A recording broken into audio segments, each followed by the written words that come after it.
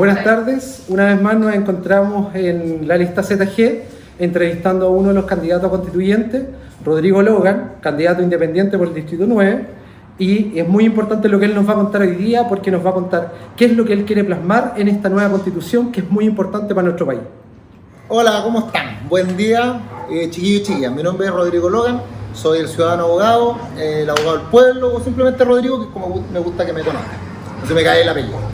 Soy padre de 3 hijos, recoletano toda la vida, abogado de profesión, me gusta la católica, ahí sé que muchos no van a estar de acuerdo, me gusta el fútbol, me gusta bailar, me gusta cantar, scout desde los 6 años, ahí en la parroquia San Alberto, en el grupo San José, me gustan mucho los animales, me gusta compartir en la naturaleza. Ahora la pregunta que me hacen constantemente, me dicen, ¿y por qué constituyente? Miren, lo que pasa es que yo soy una persona que respeto mucho los derechos civiles. Hace muchos años, desde el año 2004, me nace la incipiente necesidad de llevar la ley a todos y todas. Y para eso es que con un grupo de amigos nos fuimos en esta idea del sueño, y creamos un concepto que se llama Tu Voto Cuenta y luego Ciudadano Defensor. Tu Voto Cuenta más que nada era tratar de explicar en términos simples y sencillos a la comunidad conceptos como qué es lo que es un concejal, qué es lo que es un alcalde, cuánto ganan, qué es lo que son las iniciativas ciudadanas, qué es lo que son la participación comunal, cómo se hace efectiva, los fondos concursables, fondos públicos. Y luego de eso nace la segunda necesidad, que es no solamente explicar, sino que llevarlo a la acción. Y ahí nace Ciudadano Defensor. Y el tema es que siempre me he dedicado soy abogado litigante, y además de abogado, soy máster en economía, entonces me gustan mucho el tema de la economía aplicada a las políticas y políticas sociales, planes y políticas sociales. Entonces, ¿qué pasa? A propósito de eso, llega un día y en mi participación en el programa Mentiras Verdaderas de la Red, estaba con Eduardo Fuentes. Y muchas personas empezaron a escribir y decían: señor Logan, muchas gracias por enseñarnos que hay derechos, y que tenemos muchos derechos, que puede haber una resolución pacífica institucional de los conflictos. Y me dicen que por qué usted no va y representa, y no me voy a olvidar nunca, porque eso fue un día 23 de julio, cuando una señora escribe: por favor sea la voz de los sin voz. Y ese día yo sentí el llamado, ¿por qué? Porque efectivamente alguien puede decir: oiga, usted dado el conocimiento que tiene, podría haber postulado a otros cargos de elección popular. Pero ser constituyente implica pensar en las soluciones actuales, pero también implica pensar en el Chile del mañana. Hoy día las constituciones políticas están destinadas a durar 100 años. Y hay muchos elementos que hoy día se pueden agregar a la Constitución para lograr que Chile sea un país más digno, transparente y equitativo. Y de ahí voy a explicar por qué no digo igualitario, sino que digo equitativo. Y con el pleno respeto a los pueblos originarios, las minorías sociales, y una serie de agregación de elementos de derechos sociales que hoy día no existen. Pues bien, pero como acá no estamos votando por una cara bonita ni un cuerpo perfecto, sino que estamos hablando de temas de ideas, vamos a la idea. Nosotros hoy día tenemos 40, y digo tenemos porque somos un equipo, o sea, no soy yo solo, ¿ya? Pero tenemos 142 ideas para el cambio de la Constitución, cambio, modificación e interpretación, ¿listo? Pero se basa en 3 ejes o pilares fundamentales. Toda la idea que nosotros tenemos desde el concepto constitucional parte de 3 ejes. Pero antes de eso, como el lenguaje construye realidad y siempre lo repito, vamos al tema conceptual. Yo soy muy conceptual, entonces me gusta primero, ¿qué es una constitución? Una constitución es una ley fundamental que tiene como misión fundamental, valga la redundancia, ser un límite al poder del Estado. Porque el Estado tiene un poder gigantesco a través de sus 3 poderes: el poder legislativo, ejecutivo, judicial, además de las municipalidades y la administración interior del Estado. ¿Pero qué es el Estado? El Estado está definido como la nación jurídicamente organizada. ¿Qué es una nación? Una nación es un grupo de personas que están unidos por vínculos históricos, culturales o religiosos. Esas personas que se llaman nación, cuando se organizan civilmente, se llama Estado. ¿Y el Estado qué significa? Que todos nosotros, los ciudadanos de esa nación, le entregamos parte de nuestra voluntad a este gran concepto de Estado para que el Estado pueda regularnos, cuidarnos, de tal manera de que nosotros, al entregar esa voluntad, incluso le estamos diciendo al Estado que puede ejercer coacción, o sea, fuerza, en el caso de que nosotros no queramos cumplir esas leyes. Pues bien, siendo así el poder del Estado, el Estado necesita límites. Y esos límites se los da la Constitución. Explicándolo muy en simple. Hay una película que se llama Robin Hood, que no sé si ustedes la vieron, una película donde sale Russell Crowe. La historia... Es mi favorita de ese.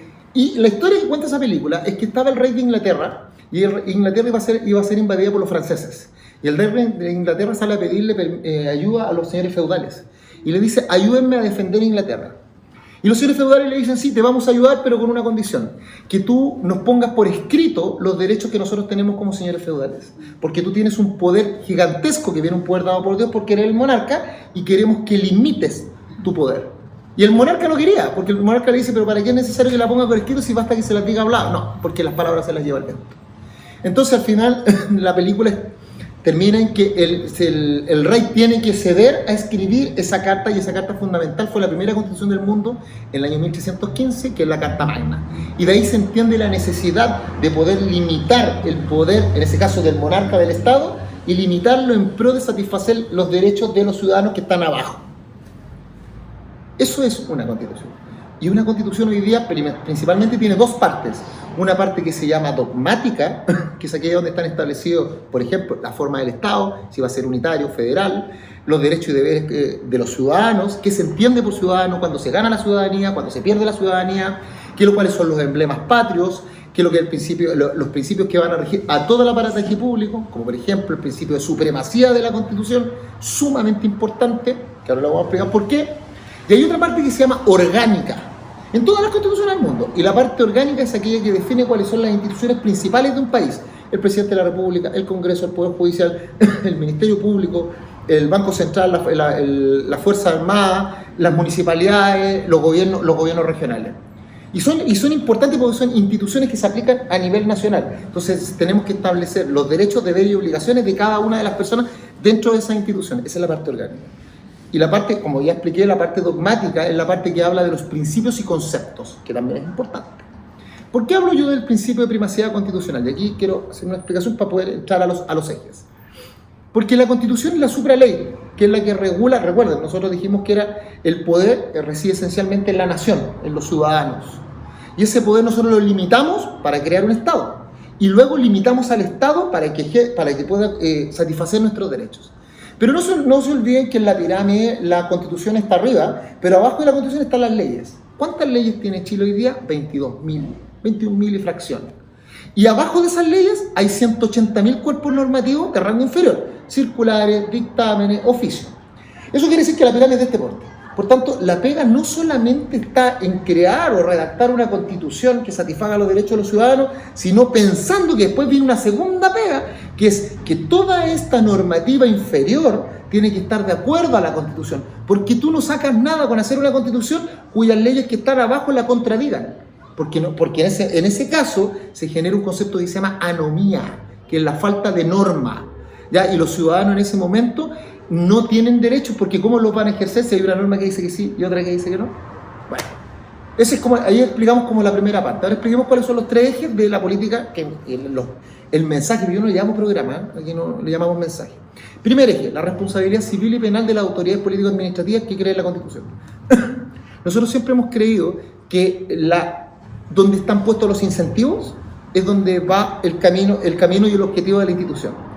Hoy día la mayoría de las autoridades político-administrativas en cualquier orden son irresponsables. ¿Por qué? Porque ellos te dicen, si yo no lo hago mal o lo hago tarde, usted la forma que tiene de hacer efectiva esa falla es o me hace una acusación constitucional, que es un juicio político, o no, simplemente no vota por mí en la próxima elección. O sea, se pone sobre los hombros de la ciudadanía el tener que esperar 4 años para poder hacer efectivo el error u horror que cometa alguna autoridad político-administrativa. ¿Y eso qué es lo que genera? Genera, en muchos casos, que no se respete el principio de probidad y, por cierto, que haya un despilfarro de los recursos públicos. Ahora, si tuviera la espada de Damocles encima, sabiendo que tienen responsabilidad civil y penal respecto a sus actos, sería distinto. No solamente por lo que dicen, sino que también no solamente por lo que hacen, sino que también por lo que dicen. Les voy a dar un ejemplo. Yo soy dirigente y llamo a una protesta. Yo llamo y me siguen todos ustedes. Y en esa protesta se rompe mobiliario del Estado. ¿Yo soy responsable por haber llamado? La lógica te indica que sí, pero hoy día la Constitución no lo establece. Si estableciéramos el principio de la responsabilidad civil y penal, yo podría pagar con mi libertad y con mis bienes.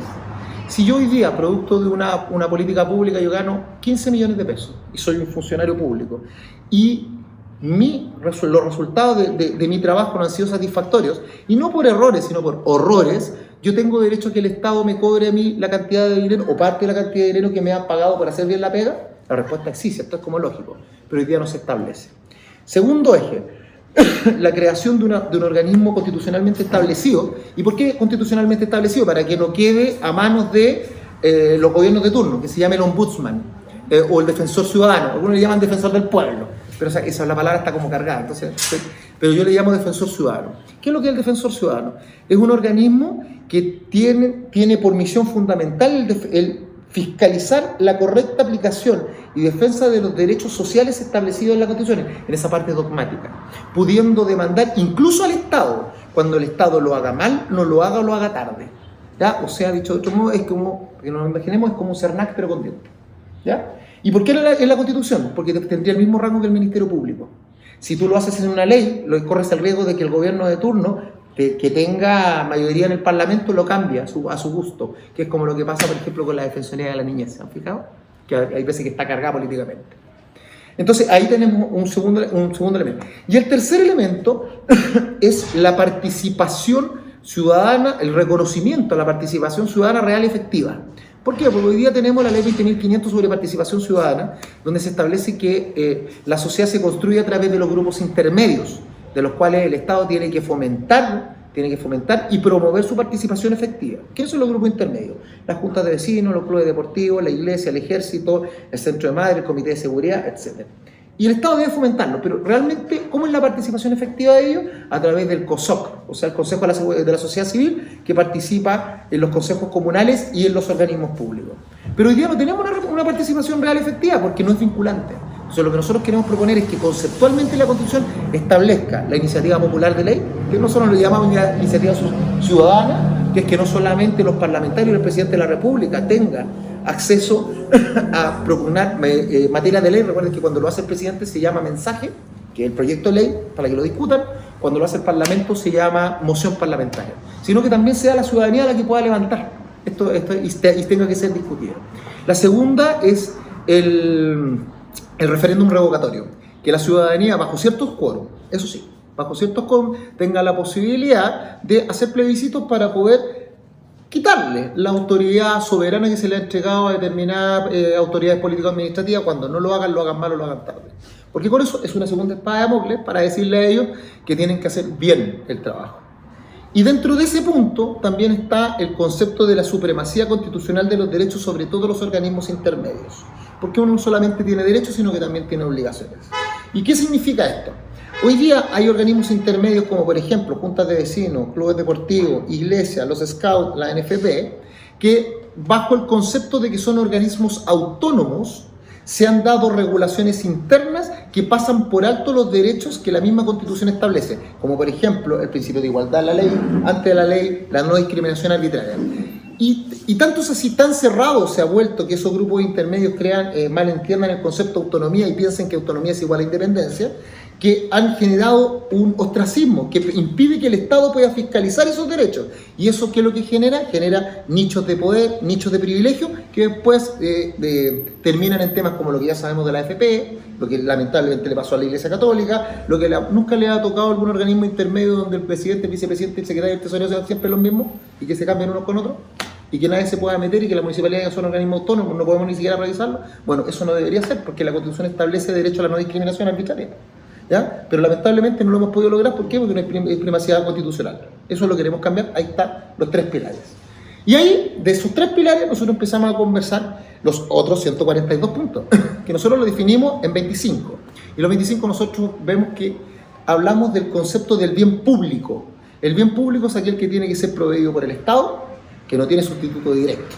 Ese, como en economía, te lo define. ¿Cuáles son? Salud, vivienda, educación, obras públicas, seguridad, política exterior, seguridad. Y ahí los tengo descritos, y los voy a mandar para que cada uno los vea. Pero vamos a partir y trabajo, por cierto. el derecho a propiedad. Yo voy a hablar sobre 3, porque podría estar aquí hasta las 5 de la mañana, no tengo drama, yo bueno voy a hablar. Sí, démosle nomás, yo encantado. Pero hay 3 que siempre que a mí me parecen como los principales. El primero es la educación, porque para mí, o sea, y es por lo que soy conocido, digamos, porque a mí, yo estoy muy de acuerdo con Pedro Aguirre Cerda, con el presidente Pedro Aguirre Cerda, cuando decía que gobernar es educar, porque la educación es el trampolín de la sociedad. Yo eso estoy plenamente convencido. Pero ¿qué es educar? Y ahí nuevamente nos vamos a lo conceptual. Muchas personas confunden lo que es la educación con la instrucción. Instrucción es enseñar un arte determinado, castellano, matemática, historia, ciencias, música. Pero educación es un proceso integral, es mucho más amplio. La educación involucra el saber comportarse con otros, relacionarse con otros, el uso de la tecnología de la información, la resolución pacífica de conflictos, el concepto histórico en la educación cívica, etc. Es un concepto mucho más amplio. ¿Por qué usted debería votar por mí? O dicho de otro modo, ¿cuál es el mensaje que yo entrego para pedir tu apoyo en las votaciones a convencionalista constituyente por el Distrito 9, Recoleta, Independencia, Huechuraba, Conchalí, Renca, Lo Prado, Quinta Normal y Cerro Navia? 4. Súper corto. Responsabilidad civil y penal de toda la autoridad administrativa que establezca la Constitución, de tal manera que tengan la espada acá. Cuando no lo hagan mal o lo hagan tarde. 2. La creación de un organismo constitucionalmente establecido que no dependa de los gobiernos de turno, el defensor ciudadano, que pueda fiscalizar el correcto cumplimiento de los derechos sociales que se establecen en la Constitución, de tal manera de poder demandar incluso al Estado cuando no lo haga mal o lo haga tarde. 3.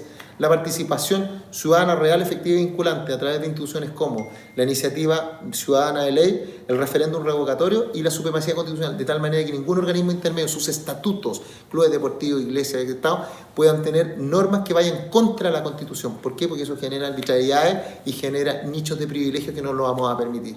Y la cuarta es en el concepto, en la parte dogmática de la Constitución, bueno, dogmática y orgánica, en la parte dogmática que toda la política pública esté destinada a satisfacer al bien común, esté orientada al bien común, a satisfacer la necesidad de los ciudadanos, de tal manera de que el Estado actúe con un principio de coordinación para satisfacer esa necesidad, y por cierto, que el núcleo fundamental de la sociedad es la familia. Por esos 4, amigos míos, son por los cuales yo le estoy pidiendo a usted, que me apoye el 10 y 11. Y recuerden, quieren devolver el poder a la gente, lo hagan constituyente. Los quiero mucho. Es necesario que vayamos al proceso, porque hoy día tenemos una oportunidad gigantesca, importante, de cambiar nuestro país. Cada 100 años se da esto, ¿eh? Cada 100. Las constituciones de nuestro país han sido la del 33 hasta el 25, la del 25 hasta el 80 y la del 80 hasta ahora, y esta va a ser 100 años más, seguro. Entonces, hoy día estamos viviendo una situación, tenemos la oportunidad de dejar de ser meros espectadores para pasar a ser protagonistas. Tenemos que tomar la rienda, tenemos que ser parte de nuestro futuro. Por eso le digo, usted salga a votar, muestre interés por su país. Recuerde, no solamente tenemos derechos, también tenemos obligaciones. La red pública, o sea, esa cosa que es de todos, la red pública, necesita de nosotros. Necesita que hoy día nosotros vamos y participemos. Y por eso, amigo mío, vote en conciencia, en su corazón. Vote por su hijo, vote por su nieto, vote por su familia, vote por su país. Vaya a votar. Bravo.